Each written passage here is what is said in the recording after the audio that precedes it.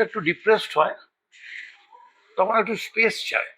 সেই স্পেসের সময় যদি একটু গান গাই, একটু আবৃত্তি করি, একটু সিনেমায় অভিনয় করলাম, থিয়েটারে অভিনয় করলাম। আমি তো ওয়ার্ল্ড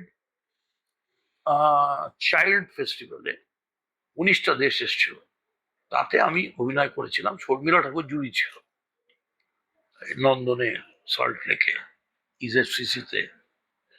তো অভিনয়টা আমাদের গ্রুমিং দরকার হয়নি, কারণ আমাদের গ্রুমিংটা পলিটিক্স থেকেই হয়ে গেছে। আমি এইটুকু বলতে পারি, রাজনীতি করতে গিয়ে আমি অভিনয় এমন শিখেছি যে আমার আর গ্রুমিং লাগে না, এবং গ্রুমিং ছাড়াই আমি অভিনয় করতে পারি। কারণ